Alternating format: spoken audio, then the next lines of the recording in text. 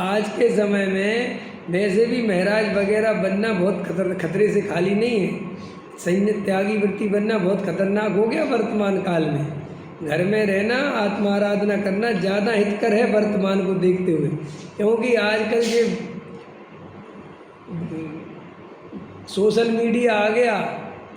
अब social media के माध्यम से जो महाराज अच्छा बोलना जानते हैं, जिनके यशस नाम कर्म का उदय, वे तो चैनलों पे आ रहे हैं, वे तो छाए हुए हैं, जनता उनके पीछे दौड़ रही। और जो दूसरे मुनिराज हैं उनके पास भाई साहब आहार की व्यवस्था नहीं बन पा रही, तो परिणाम इतने बिगड़ रहे कि पूछो मत। आकुलता वो फिर इसलिए जो साधु सही रहना भी चाहता है, तो ये वर्तमान का ज़माना ऐसा है भाई साहब कि वो सही रहे तो भोजन नहीं मिल रहा, क्योंकि ये पंचम काल का जीव का उदय ऐसा है कि यहाँ पर अगर तुम करोड़पति बनने के सपने देखते हो तो तुम्हें छल कपट माया चार से गुजरना पड़ेगा। याद रख लो, तुम सोचोगे मैं करोड़पति बनूंगा और पुण्य के उदय, बनोगे तो पुण्य के उदय से, लेकिन पंचम काल का पुण्य ही ऐसा है कि जो कीचड़ में जाएगा, समझ में आया, उसी के पास पैसा आएगा।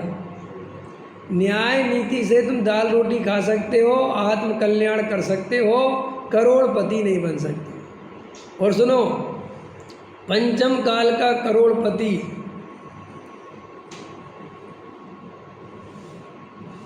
नरक जाने को तैयार रहे। हाँ, चाहे तुम कितना ही पैसा जोड़ लो, जो, क्योंकि हमें पता है बिना आकुलता के, बिना झूठ फरेब के, बिना छल के पंचम काल में लक्ष्मी ऐसे क्यों है, ऐसा क्यों है? क्योंकि सुनो, उसका कारण भी निमित्त नैमित्तिक संबंध नहीं, ये सब समझना चाहिए गहराई से। पंचम काल के अधिकतर जीव, शास्त्रों की बात है ये, हमारे घर की नहीं, और कल तो गुरुदेव श्री ले रहे थे। पंचम काल में जो अधिकतर जीव आता है वो नरक और त्रियंच से आता है, और अधिकतर जीव क्वांटिटी में जाता भी नरक और त्रियंच में। तो देखो, जब नरक और त्रियंच में जाएगा तो निमित्त के रूप में कारण खड़े होंगे कि नहीं होंगे? अरे होंगे कि नहीं होंगे? राजा सैनिक को नरक गति का बंद हो गया, तो देखो मरते समय आत्महत्या का परिणाम है। श्री कृष्ण को नरक गति का बंद हो गया तो एक तीर के लगत कृष्ण की, तो वे आर्त रौद्र ध्यान से परिणाम निकलने थे, शांति से, समता से, समाधि से नहीं निकलने थे। समझ में? इसलिए जो जीव इस वर्तमान में समता पूर्वक देह छोड़ के चले गए, समझ लो बहुत पुण्यशाली जीव थे। हमें तो हमारे डॉक्टर साहब कौन से स्वर्ग में गए ये तो नहीं बता सकते, लेकिन गए स्वर्गों में, क्योंकि इतनी शांति से देह छूटना वर्तमान में ये कोई कम बात नहीं है। समझ में आया? बिना हल्ला गुल्ला के, बिना कुछ के, बिना कोई मतलब नहीं, एक मिनट के लिए कुछ नहीं, तो वही उस जीव की तो देखो दुर्लभ ही जीव निकलेंगे इस काल से।